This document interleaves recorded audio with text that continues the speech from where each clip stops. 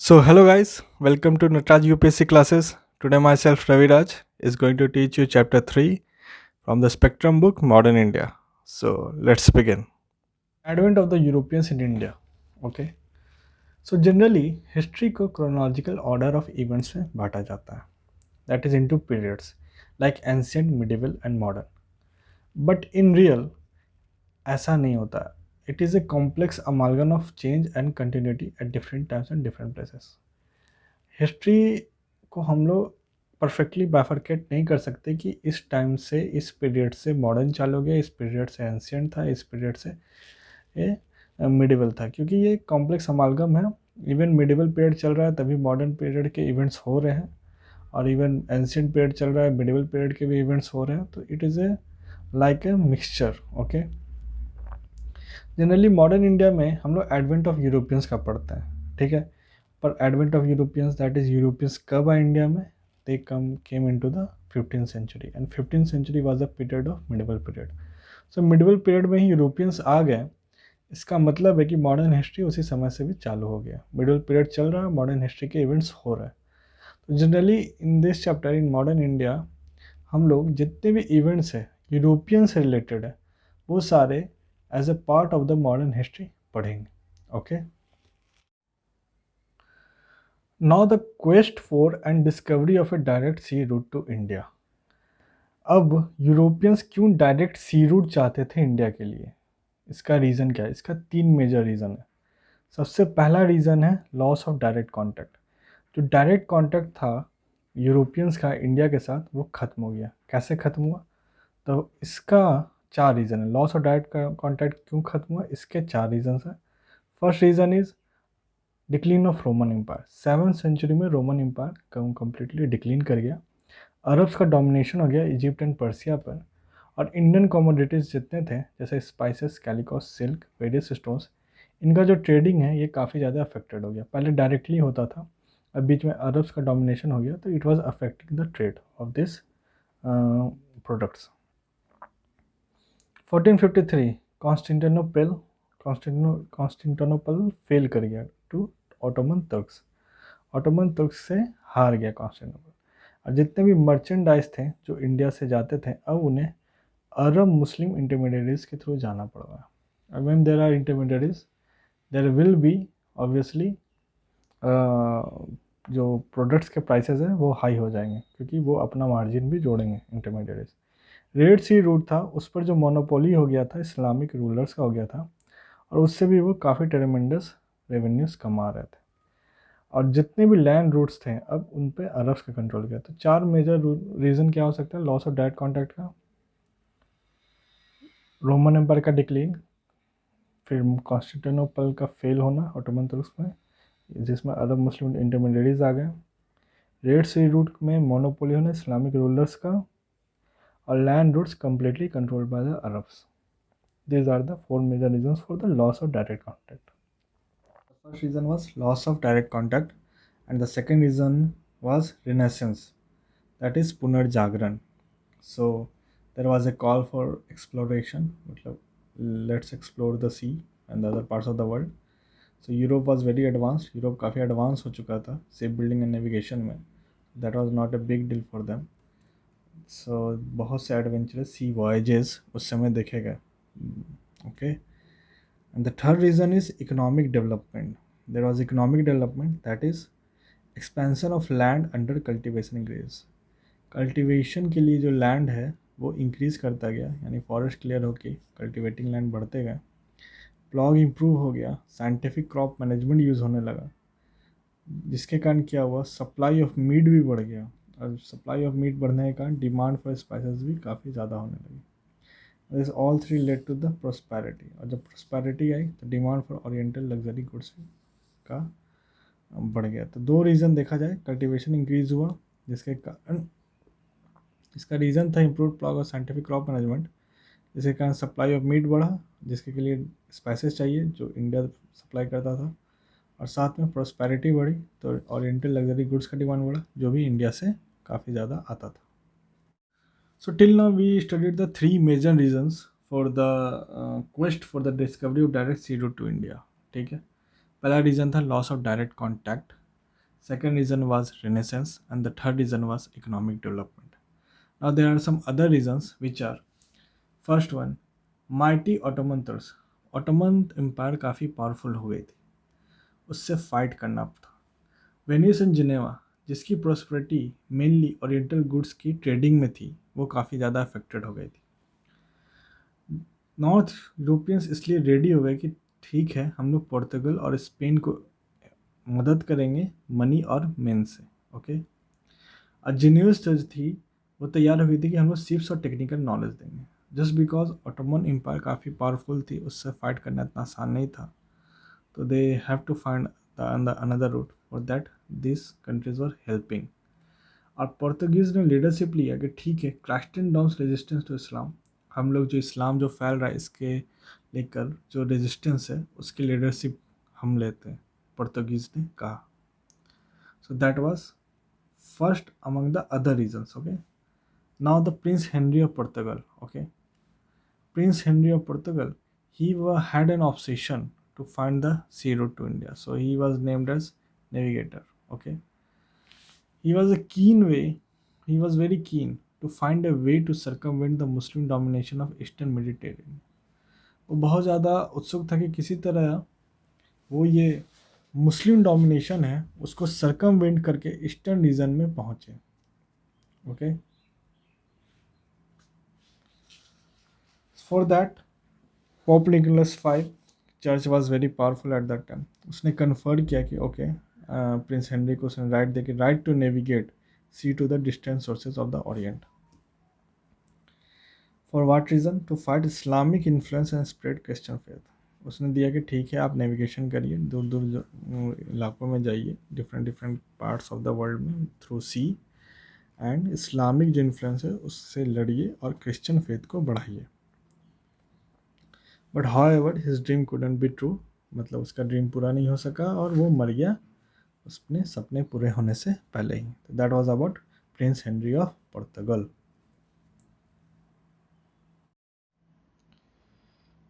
So among the other reasons there was also treaty of Tordesillas 1494 में। इसमें क्या था, rulers of Portugal and Spain ने अपने बीच में नॉन क्रिश्चियन वर्ल्ड को डिवाइड कर दिया। दैट इज़ एक इमेजिनरी लाइन ड्रॉ किया इन अटलांटिक में, जो था 13,000 miles west of the Cape Verde islands. Cape Verde island से 13,000 माइल्स वेस्ट में एक इमेजिनरी लाइन ड्रॉ किया अटलांटिक में, और डिसाइड ये किया कि पोर्तुगल जो भी उस लाइन के ईस्ट में है उस पर वो पोर्तुगीज़ क्लेम कर सकते हैं, और जो वेस्ट में है उस पर स्पेन क्लेम कर सकता है। That was among the other reasons. There was also Bartholomew Dias who rounded the Cape of Good Hope in Africa. Cape of Good Hope Africa में उसको राउंड करके वो आया, एंड ही वॉज कन्विंस्ड कि उसने सी रूट ढूंढ लिया India का, but he was also not successful even after 10 years of him. 1497 में एक एक्सपीडिशन निकला पोर्तुगीज़ का, जो 1498 में मई में इंडिया में पहुंचा, जिसके बारे में अब हम आगे पढ़ेंगे। So now from trading to ruling, किस तरह से ट्रेड करने आए थे और किस तरह से यूरोपियंस है रूल करना चालू कर दिए, how they started to rule. First Vasco da Gama आया इंडिया में, ठीक है, led by Gujarati pilot Abdul Majid. Abdul Majid था गुजराती पायलट, उसी ने वास्को डिगामा को लेकर आया। कैलीकट में 1498 में वो पहुंचा कैलीकट पर। affected the course of Indian history. This completely affected the course of Indian history. You know after what happened. Europeans rule किया इंडिया पर। कैलीकट में हिंदू रूलर जैमोरिन जो था उससे उसकी मुलाकात हुई और काफ़ी फ्रेंडली रिसेप्शन मिला वास्को डिगामा पर। Here you can learn about something related to a particular person by associating them with the events. Like Vasco da Gama, उसके लाइफ अगर इवेंट्स में अगर हम बांट दें तो क्या क्या हुआ, सारी चीज़ें याद करने में आसानी होगी। जैसे वास्को डिगामा जब आया तो कब आया, कहाँ आया, कैसे आया, ये पहला पार्ट। आने पर किस तरह का उससे रिएक्शन मिला, रिएक्शन उससे किस तरह से मिला, फिर पब्लिक का रिएक्शन क्या था और उनके कंपिटिटर्स का रिएक्शन कैसा था, और finally evaluation of his arrival, क्या उसे फ़ायदा हुआ, क्या एक्शंस हुआ, क्या क्या किसी कॉन्फ्लिक्ट में इन्वॉल्व हुआ, इस तरह की चीज़ें या फाइनल इवैल्यूएशन में आएगा। तो फर्स्ट कैसे आया, कब आया, तो ये हमने देखा। रिएक्शन कैसा मिला, हिंदू रूलर जैमोरिन से उसकी मुलाकात हुई तो काफ़ी फ्रेंडली रिसेप्शन मिला, तो अच्छा था। लेकिन लोकल वहाँ कंपिटिटर्स या लोकल पीपल का रिएक्शन क्या था, तो अरब्स थे वो काफ़ी अप्रहेंसिव थे, नाराज़ थे, क्योंकि अदर ट्रेडिंग कंट्रीज जो थी, बाकी ट्रेडिंग कंट्रीज जो इंडिया से ट्रेड करती थी, वो मेनली प्रॉफिट के लिए आती थी, पर पोर्तुगीज़ का जो इंटेंशन था वो मोनोपलाइज करना था ईस्टर्न ट्रेड को। Okay, and fourth point is finally the evaluation, क्या हुआ उसके आने पर, तो रिटर्न ये पोर्तुगल वापस गया एंड विथ रिच कार्गो, काफ़ी ह्यूज कार्गो लेके गया और काफ़ी ज़्यादा प्रॉफिट उसने बनाया, तो that was a happy point for the Vasco da Gama. Now we will read about Pedro Alvarez Cabral. जब ये आए कब, establish in factory at Calicut. जब ये आया तो क्या किया इसने, पहले कब आया, कैसे आया, तो सबसे पहले ये आया तो ये कैलिकट में इसने फैक्ट्री एस्टेब्लिश किया। तो कुछ जब वो एक्शन ले रहा तो उसका कोई कॉन्फ्लिक्ट हुआ, जब वो फैक्ट्री एस्टेब्लिश करा तो कोई कॉन्फ्लिक्ट था, yes there was a conflict. Factory at Calicut was attacked by locals, जो फैक्ट्री था वो लोकल्स के द्वारा अटैक किया गया और उसमें काफ़ी पोर्तुगीज़ मारे गए। तो जब कॉन्फ्लिक्ट होगा तो रिटेलिएट भी करेगा, तो what was the retaliation part, retaliated by seized Arab merchant ship, उसने अरब मर्चेंट शिप्स को ही सीज कर लिया गुस्से में, उसके क्रूज को मार दिया और जो कार्गो है उसको कब्जा कर लिया, उसका कब्जा कर लिया। और कैलिकट था उस पर काफ़ी ज़्यादा बॉम्बार्डिंग की, because he was very angry, retaliated in this way. इस चीज़ को लेकर फाइनली इवेल्यूएशन क्या हुआ उसके आने का, उसका ये हुआ कि succeeded in making advantageous treaty with the local rulers of Cochin and Cannanore. तो जो फाइनली क्या हुआ कि उसे कुछ एडवांटेजियस ट्रीटीज मिल गई वहाँ के लोकल रूलर से, कोचिन से, कैननोर से, जिसके कारण उसका ट्रेड थोड़ा स्मूथ हो गया। That was about Pedro Alvarez Cabral. आया, क्या किया उसने, उसमें कॉन्फ्लिक्ट क्या हुआ, किससे रिटेलिएट किया, और फाइनल इवेल्यूएशन क्या हुआ। किसी भी इंसान को, किसी भी टॉपिक को अगर आप इवेंट्स में बांटेंगे तो आपको काफ़ी आसानी होगी पढ़ने में। So again Vasco da gamma फिर से दोबारा आया इंडिया में 1501 में। ओके, और दिस टाइम वो जैमोरिन के पास गया और कहा कि आप अरब मर्चेंट से ट्रेड ना करें, आप हमारे साथ करें। But Zamorin declined to exclude the Arab merchants in favour of Vasco da Gama. Zamorin ने मना कर दिया, नहीं ऐसा नहीं होगा, हम ट्रेडिंग हम सबके साथ करेंगे, जिसके कारण वास्को डी गामा को काफ़ी गुस्सा आया और उसने direct vengeance on Arab shipping, Arab ships पर उसने हमला कर दिया, जिसके कारण क्या हुआ, उसका रिलेशन जो है जैमोरिन से ख़राब हो गया। ठीक है, बट फाइनली जो भी है, अल्टीमेटली कैलिकट, कैननोर और कोचिन में इंपॉर्टेंट ट्रेड सेंटर्स बन गए, जो वास्को डी गामा द्वारा फाइनली इस्टेब्लिश किया गया। और फाइनली परमिशन भी उसे मिल गया कि इन सेंटर्स को वो फोर्टिफाई कर सकता है, फोर्ट्स बना सकता है for their protection. Now now we will study about the governors, wow, the Portuguese governors. So obviously governor को अगर भेजा जाएगा तो किसी एम्बिशन और रिस्पॉन्सिबिलिटी के साथ, उस एम्बिशन और रिस्पॉन्सिबिलिटी को फुलफ़िल करने में कुछ चैलेंजेस आएंगे, एंड दोज चैलेंजेस में lead to some kind of struggle, war और समथिंग। एंड फाइनली क्या रिजल्ट होगा, अगर हारा तो रिटेलिएशन, अगर नहीं हारा तो फिर उसके बाद उसका क्या इवैल्यूएशन होगा, उसका क्या रिजल्ट होगा और बेनिफिट्स होगा। तो सबसे पहले किस एम्बिशन और रिस्पॉन्सिबिलिटी से आया, उसे 3 साल का गवर्नर बनाया गया।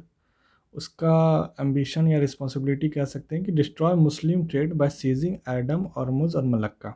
ओके, मुस्लिम ट्रेड को कम्प्लीटली ख़त्म करना था एडम, ऑर्मुज़ और मलक्का को सीज करके। To build fortress at Anjediva, Cochin, Cannanore and Kilwa. So what are the challenges he faced, threat from Mamluk Sultan of Egypt supported by merchants of Venice. ये here you can see the point कि किस तरह से सब कुछ turn हो गया। Here the Sultan of Egypt is been supported by the merchants of Venice. पहले वेनिस सपोर्ट करा था पोर्तुगीज़ को, now they are supporting the Sultan of Egypt because Portuguese अब मोनोपोली बनाए थे ट्रेड पर, इस कारण। सो इसलिए इजिप्शियन फ्लीट आई रेड सी में इस पोर्तुगीज़ को स्टॉप करने के लिए। सो देर वॉज ए वॉर, तो battle of Diu, now there is a struggle, that is battle of Diu हुआ। इजिप्शियन और गुजरात नेवीज ने हरा दिया पोर्तुगीज़ को, और इस वॉर के दौरान अल्मीडा का जो सन था वो मारा गया। तो जब वो हारा तो ऑब्वियस है कुछ दिन बाद उसने रिटेलिएट किया, नेक्स्ट ईयर उसने रिटेलिएट किया और बदला लिया। कैसे? अल्मीडा ने क्रश कर दिया दोनों नेवीज़ को, दोनों नेवीज़ इजिप्शियन और गुजरात नेवीज़ को हरा दिया बुरी तरीक़ा से। And finally his vision was blue water policy, that is called कार्टेज system, that is master of Indian Ocean. मतलब ब्लू वाटर पॉलिसी का मतलब था कि उसे मास्टर बनना था इंडियन ओशियन का, दैट वाज हिज पॉलिसी। तो किस तरह से बांटा हमने? Ambition and responsibility, then the challenges, then struggle, and then finally retaliation or revenge, what was the final result। तो इस तरह से हम अच्छे से याद कर सकते हैं। So now after Francisco de Almeida, Alfonso D Albuquerque आए, ठीक है। सो सबसे पहले इन्होंने क्या किया? So actually real founder of Portuguese in the east इन्हें माना जाता है कि जो पोर्तुगीज़ का जो पोजीशन है सबसे ज़्यादा स्ट्रॉन्ग इन्होंने ही किया था ईस्ट में। Strategic control of the Indian Ocean पे स्ट्रैटेजिक कंट्रोल पाया और established bases overlooking all the entrances to the sea. जितने भी बेसिस थे जिससे समुद्र पर, सी पर, मतलब इंडियन ओशियन पर नज़र रखा जा सकता था, वहाँ पर उन्होंने बेस बनाया एक्चुअली, ठीक है। इंट्रेंसेस, जितने भी इंट्रेंसेस थे वहाँ पर बेस बनाया। Stronghold east Africa of the Red Sea at Ormuz in Malabar and Malacca, इन जगहों पर काफ़ी स्ट्रॉन्ग अपना पोजीशन इस्टेब्लिश किया। Even acquired Goa from Sultan of Bijapur, Sultan of Bijapur से गोवा एक्वायर कर लिया। So officially we can say the first Indian territory to be under Europeans was Goa. मतलब फर्स्ट इंडियन टेरिटरी जो यूरोपियन के अंडर आया, यूरोपियन के पोजीशन में आया, वो था Goa.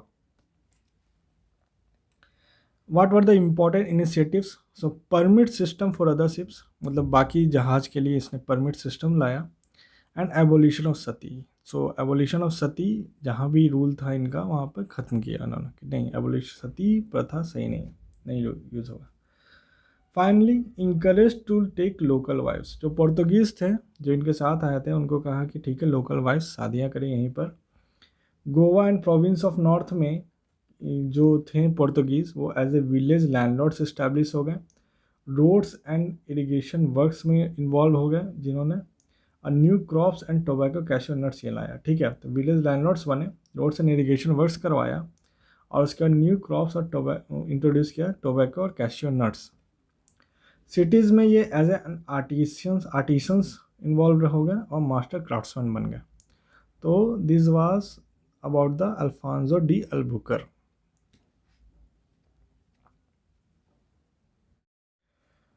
Now the third governor was Nino da कुना, ठीक है। सो ही एज्यूम्ड ऑफिस इन 1529 नवंबर, ठीक है, and shifted headquarter from Cochin to Goa.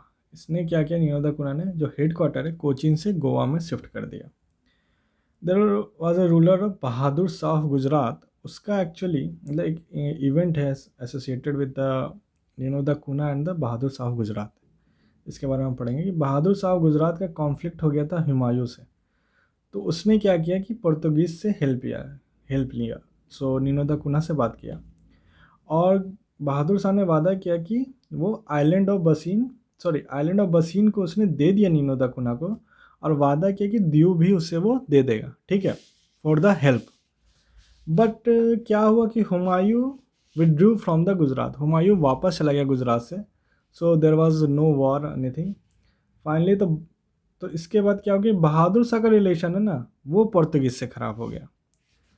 अब क्या था कि पहले तो बहादुर शाह उसका हेल्प चाहता था, लेकिन फाइनली जब हुमायूं चला गया तो उसको रिक्वायरमेंट नहीं थी, तो फाइनली अब पोर्तुगीज़ से बहादुर शाह का ही रिलेशन ख़राब हो गया। और इसके लिए वो एक दीवार खड़ी करना चाहता था, पार्टीशन का, बहादुर शाह। तो नीनो दा कुना ने उसे इनवाइट किया, he was invited for negotiation, उसे नेगोशिएशन के लिए इनवाइट किया गया पोर्तुगीज शिप पर, बट वहाँ पर उसे मार दिया गया बहादुर शाह को। तो that was the event related to the tenure और the timeline of the Nuno da कुना।